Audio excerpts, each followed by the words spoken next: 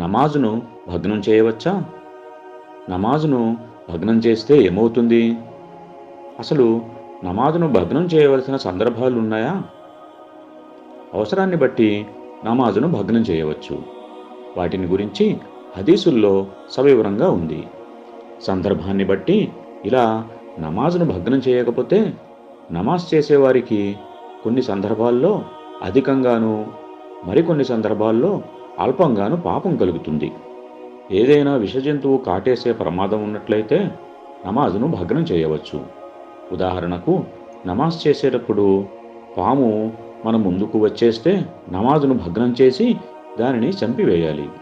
అదేవిధంగా తేలు, కందిరీగ లాంటివి వస్త్రాల్లో దూరి కుట్టి బాధ కలిగించే భయం కలిగితే నమాజును భగ్నం చేసే అనుమతి ఉంది. అలాగే కోడిని పిల్లి పట్టేసే ప్రమాదం ఉన్నా నమాజును భగ్నం చేయవచ్చు. 2 రూపాయల కంటే అధిక విలువ కలిగిన వస్తువుకు నష్టం వాటిల్లుతుందనే భయం కలిగినప్పుడు నమాజును భగ్నం చేయవచ్చు. ఉదాహరణకు, పొయ్యిపై కూర వండుతుండగా అది కాలిపోతుందనే భయం కలిగినప్పుడు నమాజును భగ్నం చేసి దానిని దించుకోవచ్చు. ఇదే విధంగా కుక్క, పిల్లి, కోతి లాంటివి ఇంట్లో ప్రవేశించి ఇంట్లో ఉన్న వస్తువులను కాజేస్తాయనే భయం ఉంటే నమాజును భగ్నం చేయవచ్చు.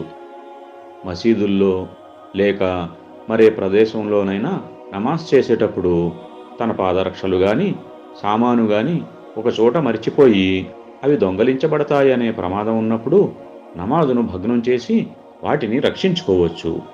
అయితే ఇలాంటి సామానులను, వస్తువులను ముందే భద్రపరుచుకొని తర్వాత నమాజ్ చేసుకోవడం ఉత్తమమైన పద్ధతి.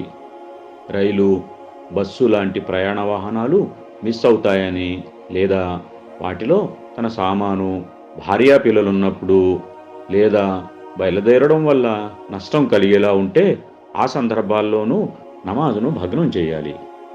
నమాజ్ చేసేటప్పుడు మలమూత్ర విసర్జనకు పోవడం అత్యవసరమైనప్పుడు నమాజును భగ్నం చేయవచ్చు. ఒకరి ప్రాణాన్ని రక్షించడానికి, వారికి హాని జరగకుండా కాపాడడానికి నమాజును భగ్నం చేయడం ఫర్జ్ లేదా విధి. ఇలాంటి సమయాల్లో నమాజును భగ్నం చేయకపోవడం మహా అపరాధం, తీవ్ర పాపానికి పాల్పడిన వారవుతారు. ఉదాహరణకు చూస్తే, రోడ్డుపై నడుస్తున్న అంధుడు ముందున్న బావిలోనో లేక గుంటలోనో పడిపోయే ప్రమాదం ఉంటే నమాజును భగ్నం చేయవచ్చు. ఒకరు బట్టలకు నిప్పంటుకుని కాలి చనిపోయే ప్రమాదం ఉన్నప్పుడు కూడా నమాజును భగ్నం చేయాలి. ఇక తల్లిదండ్రులు, తాతలు, అమ్మమ్మలు, నాయనమ్మలు ఏదైనా కష్టం వల్ల తాను నమాజ్ చేస్తున్నప్పుడు పిలిస్తే వెంటనే నమాజును భగ్నం చేసి వారి వద్దకు వెళ్ళాలి. అయితే నఫిల్, సున్నత్ నమాజులు చేసేటప్పుడు వారికి నమాజ్ చేస్తున్నట్లు తెలియకపోతే వారు ఏదైనా కష్టం వల్ల పిలిచినా లేక ఇట్టే పిలిచినా నమాజును భగ్నం చేసి సమాధానం ఇవ్వవచ్చు. వారికి తాను నమాజ్ చేసేది తెలిసినప్పుడు ఏ కారణం లేకుండా పిలిస్తే బదులు పలకవలసిన అవసరం లేదు. కానీ ఏదైనా కష్టం వల్ల పిలిస్తే మటుకు నమాజును భగ్నం చేయాలి.